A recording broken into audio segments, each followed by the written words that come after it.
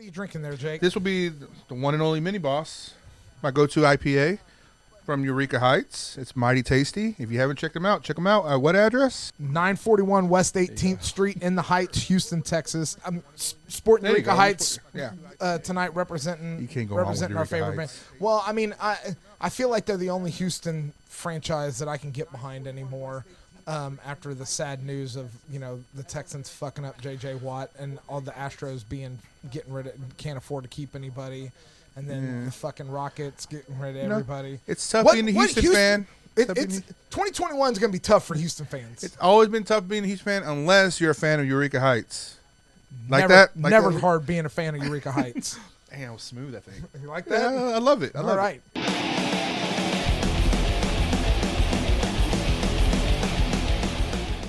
Tonight we're going to talk about we've kind of been talking about doing actually this idea came about because I wanted to start an entirely new podcast in addition to this one with Jake where we just talked about Blink-182 all the time, and we still might do something like that. I don't know if that's something that anybody would give a shit about, but anyway, I give a shit, Rob. Okay, well, I've always been a Blink fan. I got into them. The first time I heard Blink was American Pie. Oh, yeah. Mutt? Yeah. So Mutt was in American Pie, and actually Blink was in American Pie. They were. Houston, we have a problem. Mark, Tom, and Travis were all in there, even though that was kind of a transitional period where Scott had left and Travis had stepped in. And I don't think Enema of the State was out quite yet because I think American Pie hit. I think it hit at the beginning of summer '99. I think you're right. It was a class of '99. And I think the Enema of the State didn't drop until July or August. So it was a few months later. So I don't know that What's My Age Again had dropped as a single quite yet.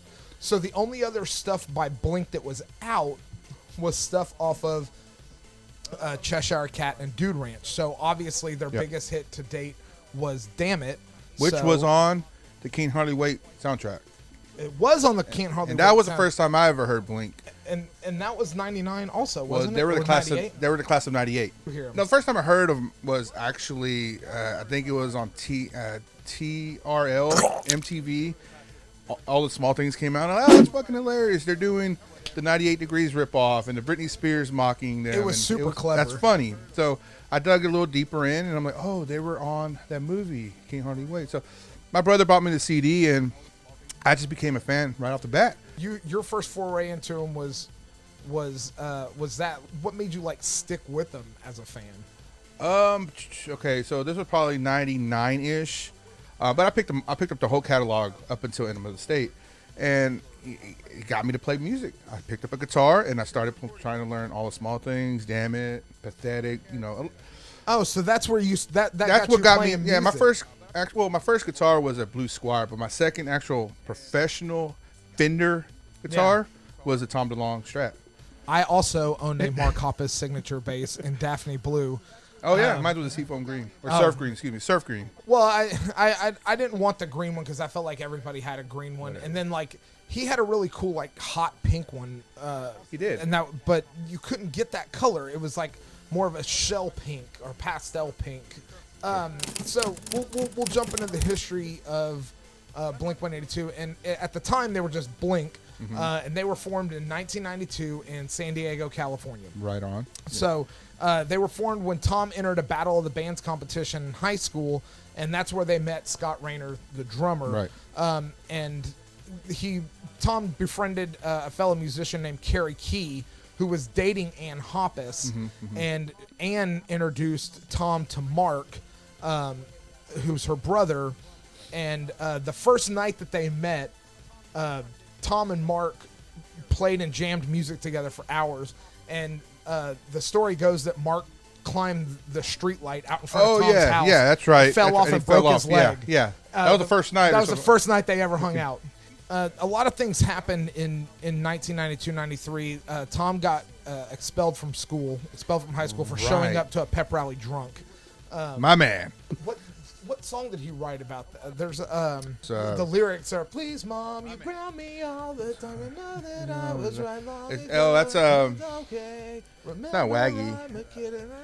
Is it Dick Lips? It is Dick Lips. Okay, it is Dick Lips. Good call, man. It is Dick Lips. I'm not great with names. Like, I know that I can pull the lyrics out of my ass pretty good, and if you played it, I could tell you probably what album it was off of. So that in between 93 and 95, they released Fly Swatter, and they also at the end of 95 in 94 they recorded Cheshire Cat, and then 95 they released Cheshire Cat, which was their first big album on a sub-pro label. They didn't indie release it. It was on a label, and they went out on their first national tour. That was MCA wasn't established then, was it, or was it on MCA? It may have been on MCA, but it wasn't. I don't know. I don't know what label. We don't have those facts right now. Yeah, I didn't write that shit down. But who is? So what would you say your favorite song is on there? I mean, I look Carousel's a go-to, but I think Toast and Bananas is up there. Okay. Yeah, Toast and Bananas. Ben Wall Balls is pretty good too. Wah wah wah wah wah. Yeah. I didn't know what Benoit balls were. I had to go hilarious. Google that when I got into college. You know, Google it, guys, if you don't know what it is. You'll Google love Benoit balls on your parents' work computer. Yes. After Cheshire Cat, what came about? Well, what came about in that time frame of Cheshire Cat? Did anything? Scott was obviously still with the band. Scott was with the band still. They toured a lot behind Cheshire Cat. It was released in 95. I think they toured for probably a whole year. Right. And then they started working on their second album, and that's when they signed to MCA. Okay. They signed to MCA. Right there. To my notes. They signed after MCA to go record Dude Ranch. That's when they got their first professional producer. And Dude Ranch was recorded in 96, released in 97 with the lead singles Damn It and Josie. Yes. Who was the famous actress that they managed to pull? Oh, in Alyssa Milano. Alyssa Milano. I already knew where you were going with it. Yeah. Those lucky devils. This is when Blink starts gaining some steam and some momentum. You know, they're kind of on their way. You know, they start doing some major touring, supporting some major acts and some headline touring. Dude Ranch was actually certified platinum in the United States. 98, they're on tour. While they're on tour, it becomes painfully apparent that Scott is an alcoholic. He starts. What are you gonna do?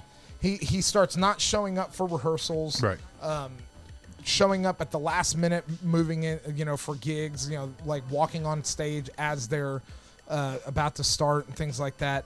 And there is at one point he doesn't show up for a gig. He's not there on tour. And at this point in time, that is when they needed a replacement drummer. So Mark and Tom asked Baron Von Tito of the Aquabats. There you go. Because they were touring with them, right? They were touring with the Aquabats at the time, yep. Which is a ska punk band. Great band. Check them out if you haven't. They asked Baron Von Tito to come fill in on drums for him for the night. And Baron Von Tito, of course, is Travis Barker. Right, obviously. And so Travis Barker comes and sits in, and he learns their entire 20-minute set in 45 minutes. Yes. That's I've heard Tom say, I don't know what that says more about us as songwriters or more about him as a musician. I think it's a little bit of both. But the guy obviously... Like, are they shitty songwriters, or is he really good? Yeah, I think... I mean, Travis has so proven himself as a sure. badass. So, at what point in Travis's career do you think that he, grew into some badass drummer, or do you think he was always a badass drummer to where his best gig was the Aquabats? I don't know. I've seen, Travis has been posting videos lately of his first punk band called Feeble. And if you check him out and you look online from when he's posting those, he was kind of already a badass drummer at that point. He was doing more than just basic punk blast beats and stuff like that. And even when we had our friend Rhino on here, who was tour manager for Phoenix TX when they were opening for Blink. And he's now the tour manager of the Descendants. Now he's the tour manager of the Descendants. But, I mean, he was even saying that, how much of a badass Travis was. And, it's interesting to to get that perspective from somebody that's actually met him and been there and seen sure. and done that. So at that point, the band fires Scott. and this is in the midst of all these things happening. They were signed a contract to appear in the movie American Pie. They were signed a contract to start writing and recording their third official album, so Cheshire Cat Dude Ranch, and then the third official album was supposed to come out. So they needed a drummer, so they hired Travis. They hired Travis on the spot, and they were just like, fuck the Aquabats, we need this guy. I think it was a good gig for him for turning down the Aquabats. Yeah, I mean that was I think for him. it's worked out for him pretty well. I would say. Yeah. This is kind of a pivotal year, 1999. For Blink-182. So Blink-182 in 1999 releases Enema of the State. This is their first album with Travis as the drummer, and it goes 5 times platinum. Yeah, 5 times platinum. Yeah. Spawning lots of singles, including including What's My Age Again, Adam's Song, Adam's Song, All the Small Things. All the Small Things. Was Mutt a single? It was on the soundtrack. I don't think it was on the soundtrack. Most people know it, but I don't think that I think there was only 3 singles on that album. After 99, they toured real heavily behind Enema of the State, and 2000 was kind of a shift year for Blink, and it was kind of the beginning of the end. They did a headlining tour behind Enema of the State, but it was nowhere near the size of what the headlining tour for Take Off Your Pants and Jacket was. Oh, right. Yeah, for sure. And I mean, this was huge because if you think about it, Take Off Your Pants and Jacket had some of their biggest songs that we know. First Date, Rock Show, Stay Together for the Kids. This was also the year that Tom decided to create a faction band, a splinter faction. And this is where he created Boxcar Racer, which I love that band. I think it's great. Now, were you diving in on why he created this and like where he created these songs? No, go ahead. No, because what I've read is, I don't know if you have it in there, but he created these. It was a little bit more of a darker tone because he was also in the hospital due to a herniated disc. Because the way he used to play the guitar, he used to play that shit so low, which is the poorest form.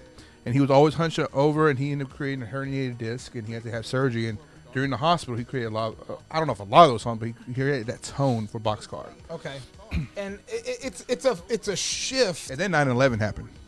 That's true. 9/11 did happen. And so I forget the name of the guys, but David Kennedy. David Kennedy. That's his buddy, David Kennedy. So Tom decided he was going to form Boxcar Racer with David Kennedy. And brought in Travis because obviously Travis is a badass drummer, and then brought in a different bass player, and they recorded this Boxcar Racer album. Yeah. This kind of drove a rift into Blink-182 because Mark felt excluded, because rightfully so. I think it was justified because. I mean, you can't say that like, oh, I'm starting a whole new band when you bring in Travis from the band that you're already in, and honestly, he's the best drummer out there. Why would you not bring in Travis? Yeah, but I mean, still, like, I can see why. There's nothing between Mark's playing ability and that he couldn't have done for Boxcar Racer. Sure. And Boxcar Racer could have. We talked about this earlier. Boxcar Racer could have 100% been a Blink-182 album with David Kennedy on guitar. Adding to it. And I don't think there's anything wrong with adding, like we mentioned earlier, like Green Day has their 4th on stage, live guitar player. A lot of bands have touring guitar players. Member, yeah.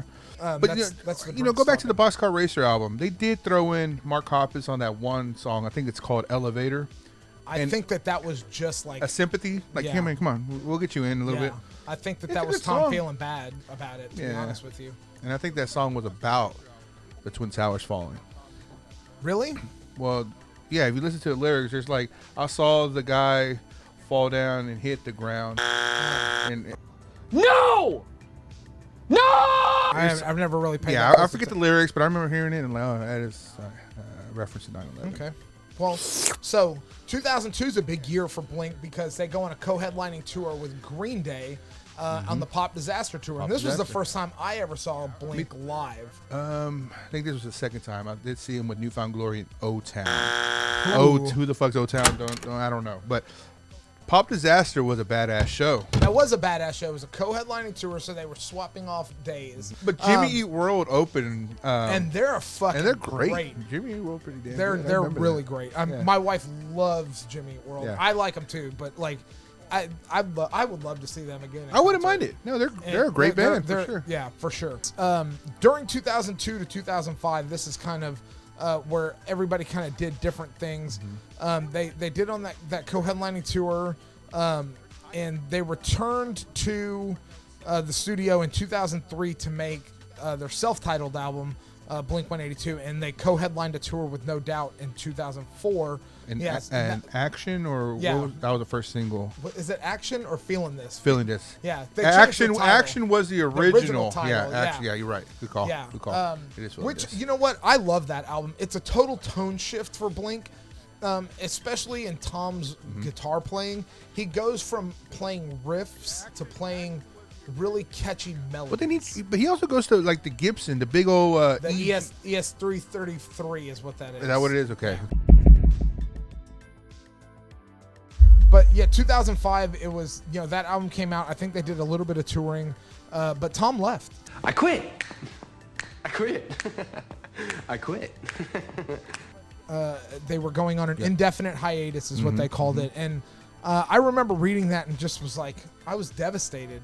And I remember Mark and Travis being like, we're going to do something else. We're going to push on.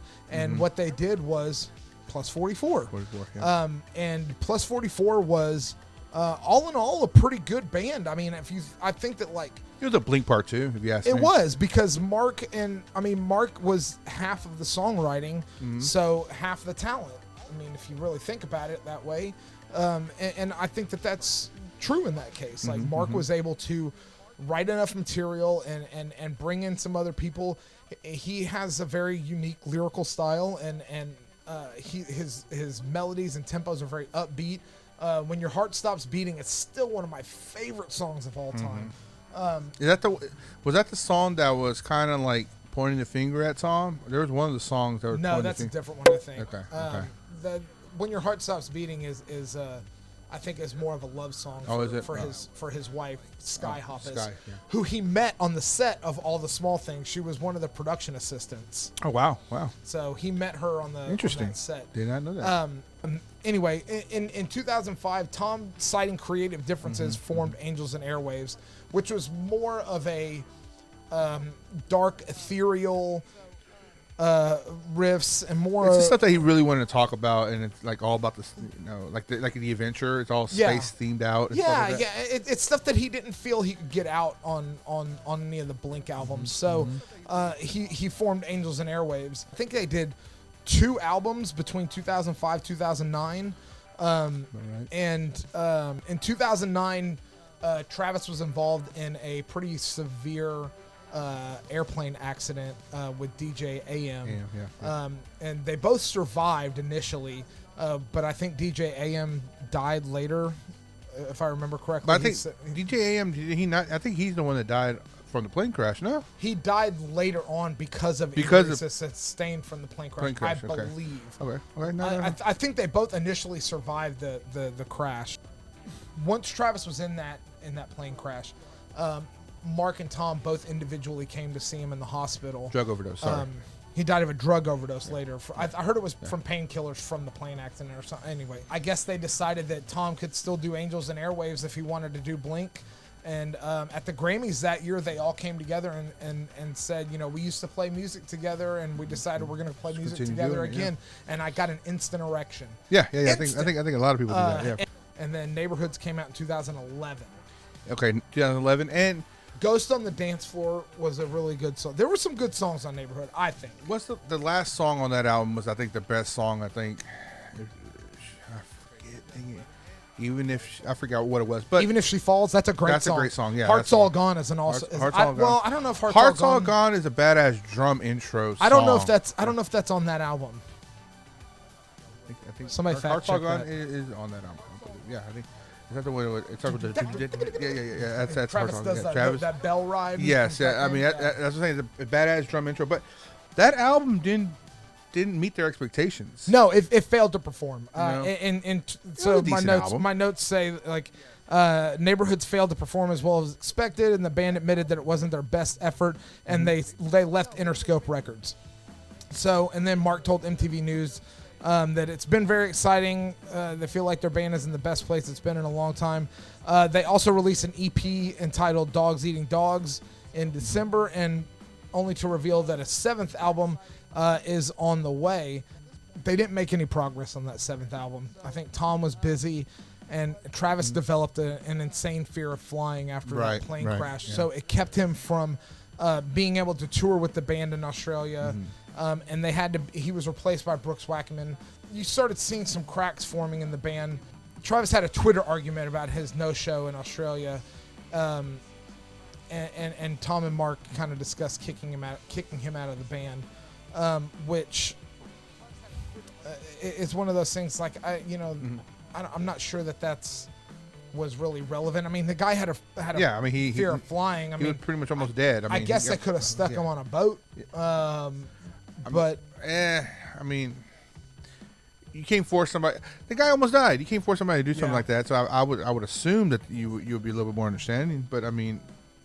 Yeah, but I mean, don't know. I'm not there. I get it. I'm not in that band. And you're talking, at this point, Blink-182, something that a lot of people fail to realize, this is not just a band, it's a business. Yeah, for sure. And you kind of get, a really good example of kind of where a band of this magnitude kind of falls, and like how this business of being a band works is in the documentary Some Kind of Monster, the Metallica documentary. That's the one where they had a freaking counselor or therapist on site? Yeah, but this is, and they did that because Jason Newsted quit. Coach? Jason Newsted quit that band because they hazed him. He came in after Cliff Burton died, and they just they were relentless, and he hated being part of that band. So, and Justice for All, if you listen to the bass tracks, it's like a baritone guitar. You can barely hear the bass on that. Oh, that's because they turned him all the way down. It's fucked up. And that's all Lars, fucking Lars, whatever. Anyway, so when they brought in and started auditioning guitar players, obviously they extended an offer to Robert Trujillo, who was playing with Ozzy at the time. But if you watch the documentary, there's a very interesting scene of Robert getting the actual offer from James, and him saying, "You are coming in as part of the business as a partner. We're giving you a $1 million signing bonus. You are part of the band, part of the business." And that's kind of at this point, that's kind of how Blink is having to operate. They're operating, they're pulling. They have at this point 6 albums, EPs, multiple tours, merchandise. This is a multifaceted business, and it's not like they're just fucking booking shows themselves and they bringing just in show up, and they got to pay people to do that stuff. Yeah. So, I mean, obviously, yeah.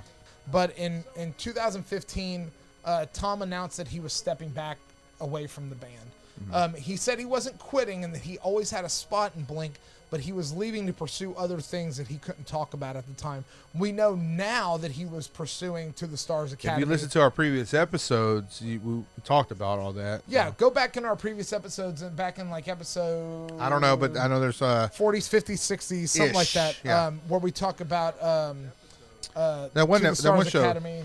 And that one show that was on Unidentified. History. Unidentified, yeah. And that's all... This was all Tom's efforts from 2015 forward to 2019, 2020, so 3 or 4 years worth of work that he put in also doing that. So the band decided, obviously because they're a business at this point and they have to make this decision, they decided to replace Tom and continue on as Blink-182 and bring in Alkaline Trio frontman and guitar player Matt Skiba to replace Tom DeLonge and then start touring that way. How did you feel about that? At first I was like, okay, well there's no Blink-182 without the original, just call it a different band, my personal opinion. However, I caught wind of this album and I listened to it and I love it. It's a badass album. So I'm like, okay. We're talking about 2016's California. Yeah. And I'm Bored to Death is such a great song. I got to hear it again. I just know that album is like Enema of the State and Take Off Your Pants and Jacket. You can listen from the first track to the last track, and Agreed. It doesn't skip a beat. It's great. But it's not Blink-182 because I feel like if you got rid of Travis, which I hate to say that, if you got rid of Travis, that could be replaced. I mean, not his skill cannot be replaced, but the name still is Blink-182 because I think Blink-182 is Mark and Tom. And I'm not knocking, Skiba at all. I mean, it's just it's different. It's hard to listen to.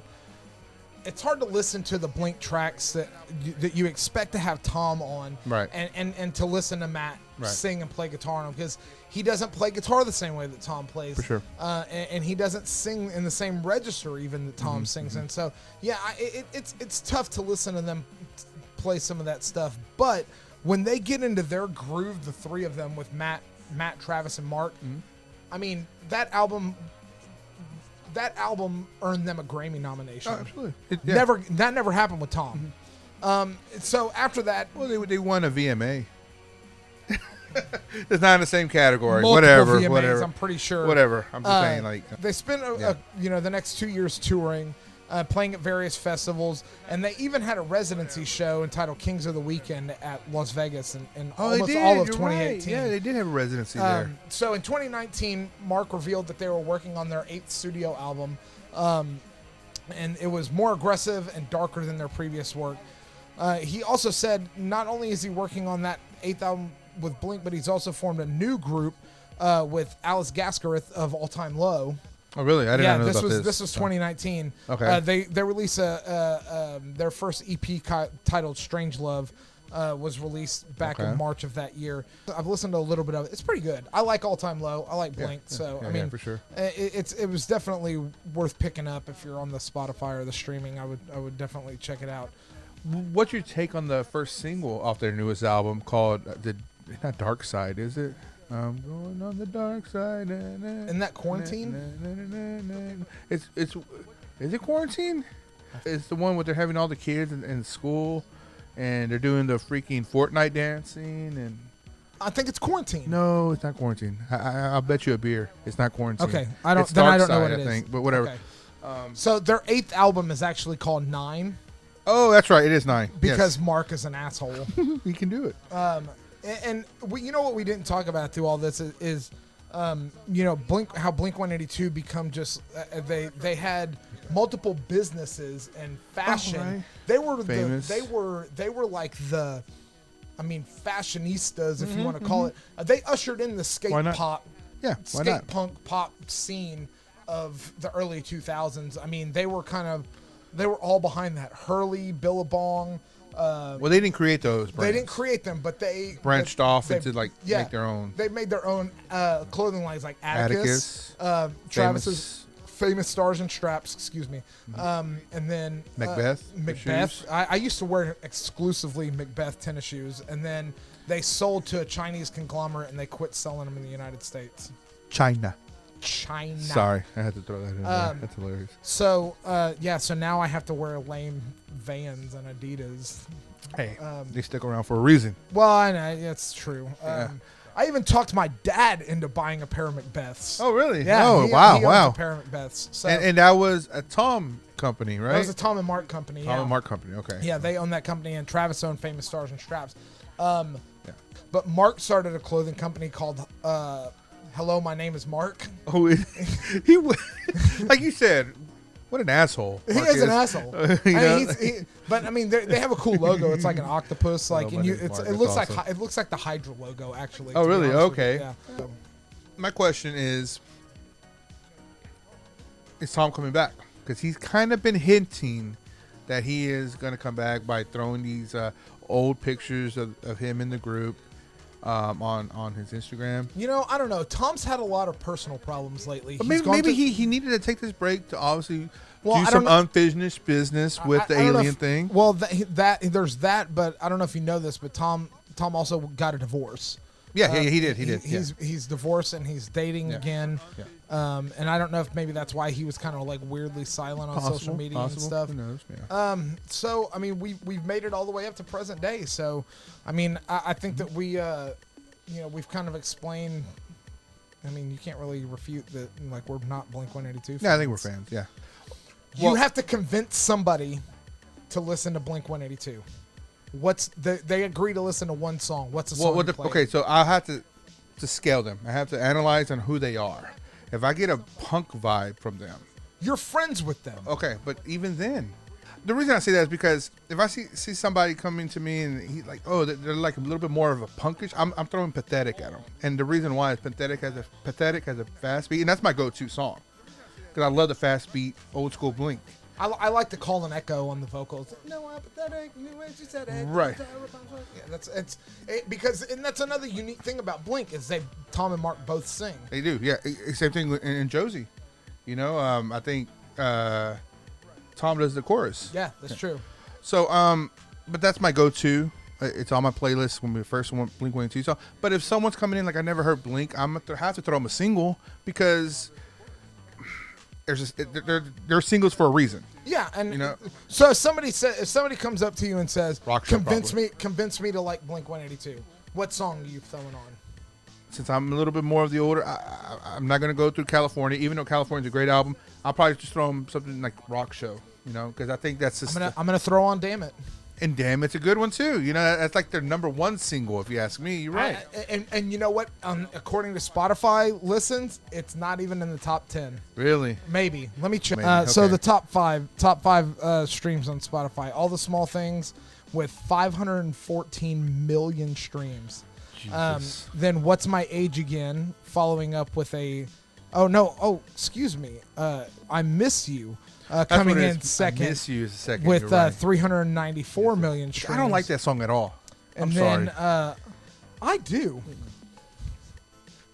I don't know why. Mark's playing that stand-up bass. I like the video. It's a cool. It references Nightmare Before Christmas. I think it's because it's bass heavy. It's true. That's why he I like loves it. that song. What's My Age Again? Number 3, 344 million. First Date, 208 million, and then Adam's Song, 165 million. But I think that if you're trying to get somebody into Blink, you want to hit them. So if you hit them with something too late, they're not gonna like anything before that. But if you get them into like the early shit, then they'll be like, oh, then they can listen to the band and listen to them progress in their sound and their vibe. You know what I mean? So I think that's why I went old school on that. It's fair point. Funny story, quick I story. may stop doing that. There's this pizza joint that I used to go to, and you know they had one of these jukeboxes where you know the CD you press F1 and it flips the CD right, and then it plays it. Well, it had the unedited version of Take Off Your Pants and Jacket. And what did I do before I left? I just hit it on number 4, which is Happy Holidays, You Bastard, with all the cuss words in it, and I just left. You know. I didn't know that was actually on the album. I thought it was a bonus track. No. Happy Holidays, You Bastard is chapter Track 4? 4. Chapter 4. Yeah. So my age. Track 4. But every single there was 3 albums. They had the green one, which is the plane for the red ones. Take off. Then The your yellow pants was the yellow, and then the jacket was the green one. And each one of them had 2 hidden tracks. Oh, okay. I don't think I've ever heard. Like What Went Wrong was one of them. That's one of my Grandpa. favorite. If you What fuck Went Grandpa, Wrong- would you? What tell Went me? Wrong is probably That's one a great of my song. favorite He songs. and Tom plays that live with an Yeah. acoustic in between, like intermissions or breaks. Like, oh guys, go take a break. I'm gonna do this What Went Wrong song. Yeah, that's a cool song. Thanks for joining us Thank for our you. Blink-182 cast. Yeah. I've been Rob, And I'm Jake. and we will catch you guys on the next one.